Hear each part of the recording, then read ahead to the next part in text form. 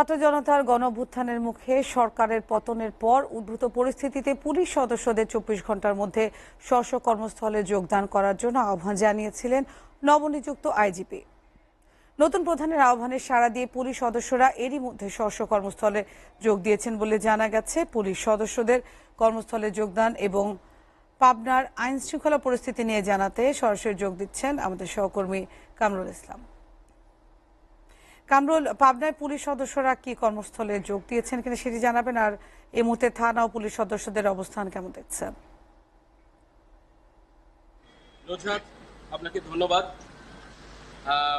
ছাত্র জনতার গণ অভ্যুত্থানের মধ্য দিয়ে আওয়ামী লীগের সরকার প্রধান শেখ হাসিনা কিন্তু গত ৫ আগস্ট তিনি দেশত্যাগের মধ্য দিয়ে কিন্তু সারা দেশে একটা আনন্দ উল্লাস ছড়িয়ে পড়ে। সেই আনন্দ উল্লাস কিন্তু পাবনাতেও ছড়িয়ে পড়ে। পাবনায় ছড়িয়ে পড়ার সাথে সাথে কিন্তু আসলে আনন্দ উল্লাস চলতে থাকে এবং আনন্দ উল্লাস শেষে কিন্তু একটা বিশৃঙ্খলা পরিবেশের সৃষ্টি হয় এবং সেই সাথে আওয়ামী লীগের নেতাকর্মীদের অফিস আদালতে কিছুটা ভাঙচুর চালায়। সেই সাথে কিন্তু থানা পুলিশ অনিরাপদ হয়ে পড়ে, যারও পরিপ্রেক্ষিতে কিন্তু অনেক দেশের অনেক থানাতে হামলার ঘটনা ঘটলেও কিন্তু পাবনার 11টি থানা রয়েছে।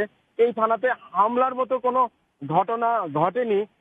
বিশেষ করে পাবনার যে থানাগুলো রয়েছে এই থানাগুলোতে আপনি জানেন যে পাবনা 5 আসন এবং পাবনা 1 আসন, এই দুইটা আসন জামাত ইসলামের সাবেক আমির মাওলানা মতিউর রহমান নিজামীর এলাকা, কেন্দ্রীয় নায়েবে আমির মাওলানা আশিস সুবহানের এলাকা থাকার কারণে কিন্তু জামাত শিবিরের পক্ষ থেকে 5 তারিখের পর থেকেই কিন্তু তারা একটা পুলিশ এবং রাষ্ট্রীয় সম্পদ রক্ষার্থে সহাবস্থান তৈরি করে এবং পুলিশ প্রশাসনকে সার্বিক সহযোগিতা দিতে থাকে। এরই পরিপ্রেক্ষিতে কিন্তু পরবর্তীতে সহিংসতার ঘটনা কিন্তু কমে যায়। এখন বিশেষ করে আমি যেখানে দাঁড়িয়ে আছি এটা ঐতিহ্যবাহী আতাইকুলা থানা, ঢাকা পাবনা মহাসড়ক সংলগ্ন এই গুরুত্বপূর্ণ থানায় কিন্তু আপনি দেখতে পাচ্ছেন সেনা পহরা রয়েছে।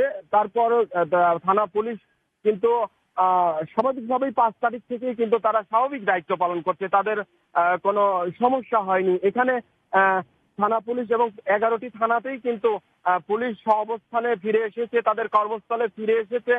তারা তাদের দায়িত্ব স্বাভাবিক পালন করার চেষ্টা করে যাচ্ছে। তাদের মধ্যে তেমন কোনো প্রতিক্রিয়া আমরা দেখতে পাইনি।